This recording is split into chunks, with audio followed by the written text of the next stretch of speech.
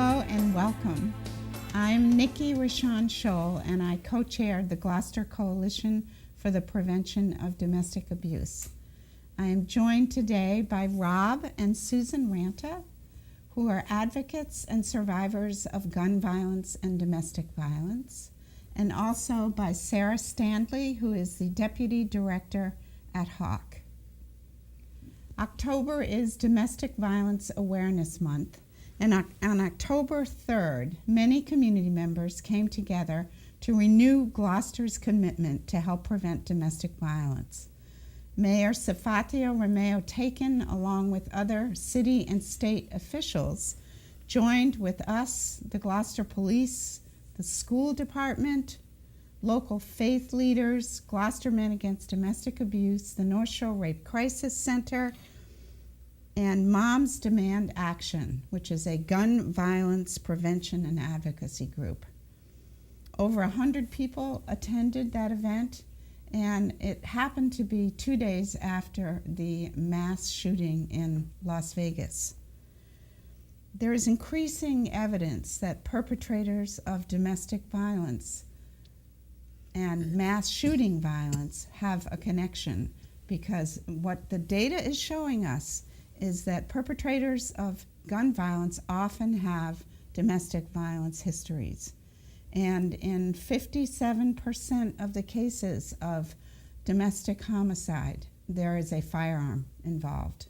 So many of us came together to talk about looking at how these two issues intersect. We're adding our voices to those who are saying we cannot stand silently by as families and communities are torn apart by domestic violence and by gun violence. And we also know that creating small community advocacy groups is and always has been the best way to make change happen. And so today we're going to share a little bit about how this happened, and we're going to start with Rob and Susan Ranta, who will share their story with you. Thank you, Nikki. Our story today really begins with our daughter, Catherine Ranta, and anyone who is involved with domestic or gun violence knows that it's not just one individual, but it's the family and friends surrounding that person and the children who are affected as well.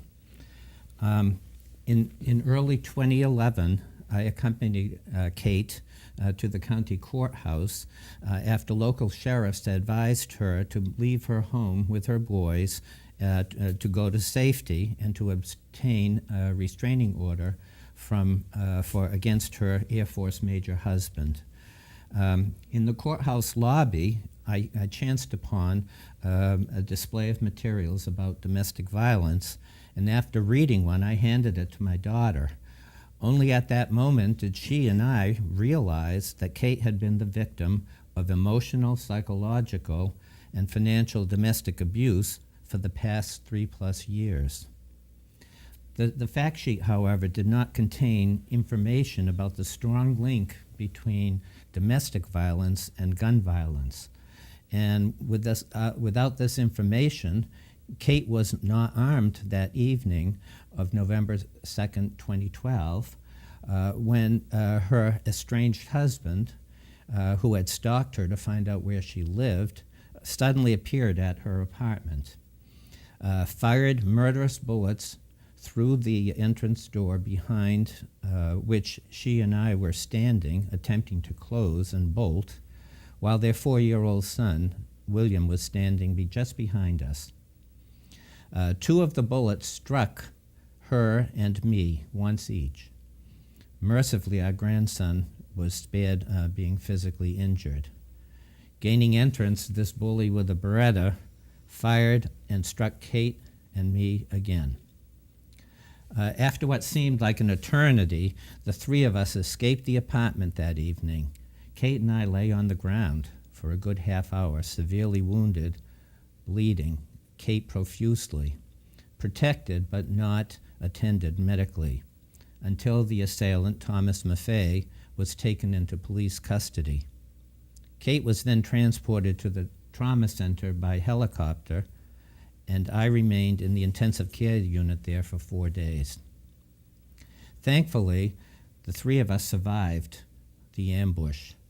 And just this past April, almost 5 years now, stressful, unsettling years, re-victimizing years, Kate's ex-husband was sentenced to 60 years in state prison, no parole. The end result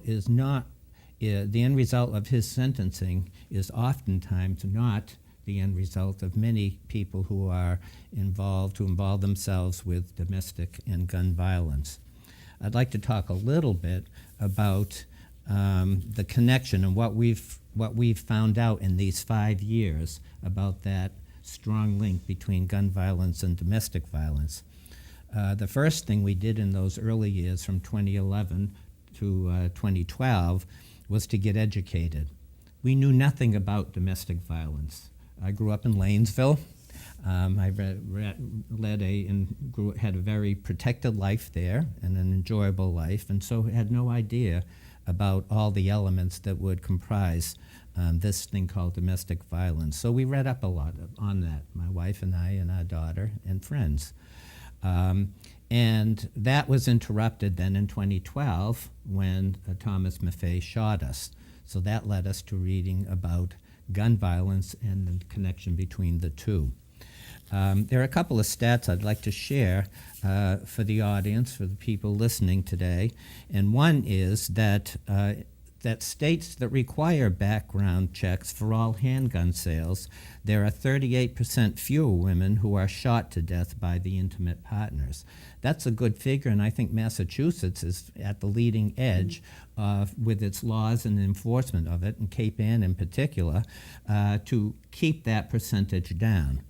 At the same time, abusers, domestic abusers, and people convicted of domestic violence are incarcerated less than people who are violent against non-family members.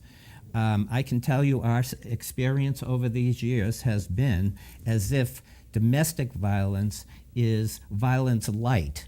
It doesn't count quite as much as we would like to think.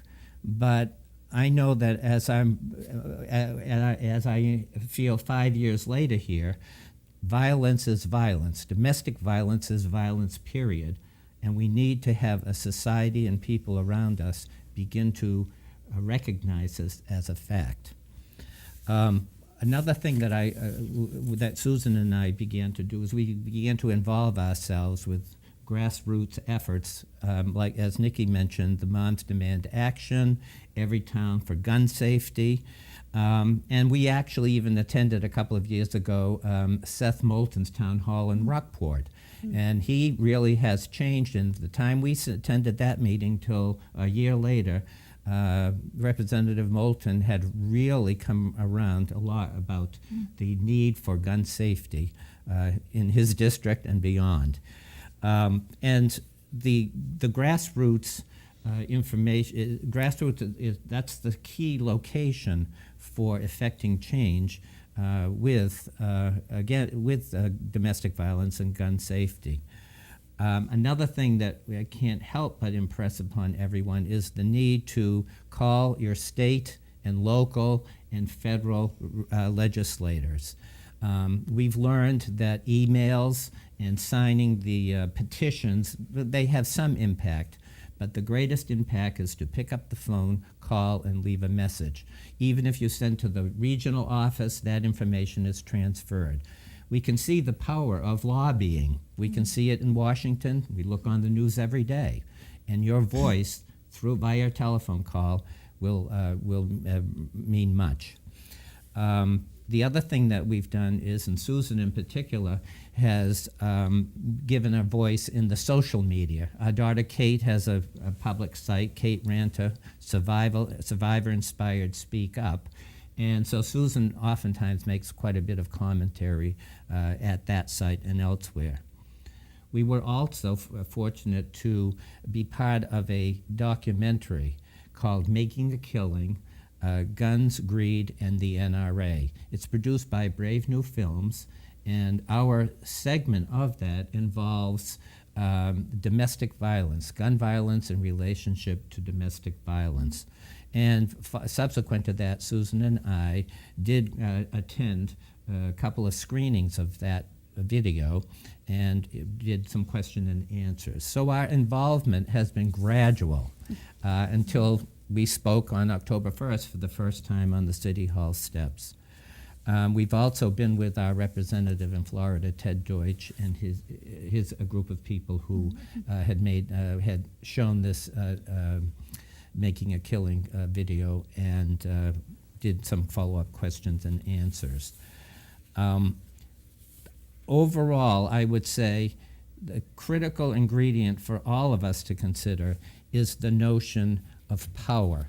We can try to persuade everyone, and that's our efforts, and those efforts are not gone unnoticed and are certainly effective. But the bottom line is some kind of a power. And I pulled this quote recently, and I thought it might be apropos for today. So there is only one remedy in terms of gun violence and domestic violence. Get power. If you are as fed up as I am, then register someone to vote or run for office yourself or donate money to someone running to replace these cowardly legislators with a majority of common sense gun laws. This is a raw power, not persuasion.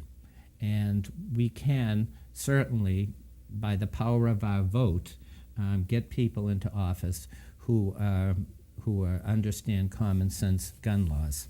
That's what Kate has done. She's just completed a course from the group called Emerge in Virginia to prepare Democratic candidates for local, state, and federal elected spots. And she's recently worked with, in Virginia, for the gubernatorial candidate Ralph Northam, and who has taken a strong stand on gun safety. And so we're proud of her, and we're proud of her activism and our growing activism at this point in the name of domestic and gun violence. Thank you. I want to address a somewhat overlooked component to domestic and gun violence, and that is the children. And as a retired teacher, I remain focused on children and their welfare. And I would like to address that component particularly. After the shooting, it was left to me to shepherd all three of them at the same time to recovery. Thomas was arrested on site and spent the next 4 years in the county jail awaiting trial. The jury found him guilty on 2 counts of attempted murder in the first degree. The judge sentenced him to 60 years in prison.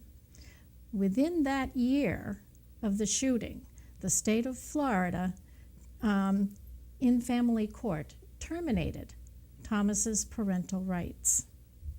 As Abigail Adams exhorted her husband John to remember the ladies, I say today, remember the children. In abusive relationships, such as our daughter Kate and William endured, the abuser only recognizes them as pawns, not fully human. And Thomas, the biological father, stole his son's childhood at the tender age of 4 years old and inflicted a lifetime of trauma upon his child. Young William represents the future. What will relationships be like for him? He will need continuous counseling throughout his life. If we as a culture want to break the cycle of domestic and gun violence, then a good place to start is to sever ties with the abusive parent. We count our blessings that William did not need to encounter again the father who shot his mother with the intention to kill her. To continue joint parental custody with an abusive parent does more harm than good for the child. Imagine the fear factor the child faces when forced to spend time with an abusive father. Not to mention the safety factor. Will he hurt me now or again? Will I get home safely? The child would learn all the wrong lessons from such a parent. So to prevent gun and domestic violence, please sever the ties with the abuser, listen attentively to the child's voice and concerns, provide counseling for better mental health, and work to overhaul our antiquated family court laws so that the child is not a pawn for the abuser nor for the courts. An intact family is not always the best answer. So I say, remember the children. Thank you. Thank you both so much. I can't thank you enough. You have such a powerful story, and you know, surviving what you survived, and then going on to become activists. And your daughter, who I mentioned, I had the the opportunity to see the video of her at the, what was it, the NRA? It was, yes, the NRA. It was a protest. A protest following the Las Vegas shootings. Okay. Yeah, and I saw the video of Kate, and was just really impressed with her ability to, really articulate the issue and the passion with which she did it. And then, of course, your grandson next to her, who just, although he lived through it, he's able to hear it again, and he's getting such wonderful attention. I wish that every child who has experienced domestic violence had that kind of a supportive, people around them. And I remember this one line that he said that she shared in that speech, which was that the shooting stopped when he said, "Daddy, don't kill Mommy." Right. Yeah, which is just very painful to hear, but very, very real. So thank you so much for sharing your story. So now I'd like to hear from Sarah, who again is the Deputy Director at HAWC, a little bit about what HAWC does and how you see these two issues come together locally and statewide. Absolutely. Thank you so much for organizing this, Nikki. HAWC stands for Healing Abuse, Working for Change. We are a domestic violence agency, a nonprofit that supports survivors of domestic abuse here on the North Shore in 23 cities and towns. We have offices in Salem, here in Gloucester, and in Lynn, Massachusetts. We operate an emergency shelter. We offer legal advocacy in 5 local courts, and we offer one-on-one advocacy for survivors in our community-based offices. One program we're very proud of is the Parent-Child Trauma Recovery Program that works on rebuilding the trust and relationship between the protective parent and the child after a child has witnessed violence. We couldn't agree more that ending the cycle of violence very much depends on our ability to support these children. The connection between gun violence and domestic abuse has been established by research. We have seen that when there is a gun present in an abusive home, a woman is 5 times more likely to be killed. So the presence of a gun increases that chance by 5. Women in the United States are 11 times more likely to be murdered with a gun than women in other high-income countries. And that is a reflection of gaping holes in our gun safety laws. And so we're talking about the risk of homicide, but also there is a direct impact for survivors of domestic abuse when a gun is merely present. Research at the University of Pennsylvania shows that abusers use a gun as a way to control their victims. The mere presence of a gun and the possibility of lethal consequences means that the victim must immediately back down and is less likely to challenge an abuser. And that decreases the possibility that a survivor would even consider ending the relationship. That's why it's so important for us as a community, our law enforcement, our medical providers to inquire about the presence of guns in a household because of the impact it has on a survivor's ability to leave an abusive relationship. So I'm here today to ask everyone watching and your friends and family to do 5 things. The first thing I'm going to ask you to do is to support universal background checks for everyone that wants to purchase a gun. Right now, if someone is the defendant on a restraining order, their guns can be confiscated, but without universal background checks, they can go and obtain a gun from a gun show or a private seller. So close that loophole. Second, I ask you to support HAWC and other local domestic violence agencies if you're somewhere other than the North Shore. As the Ranta family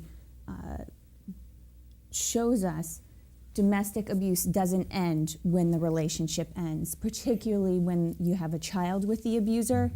The abuse and the risk of danger continues for years.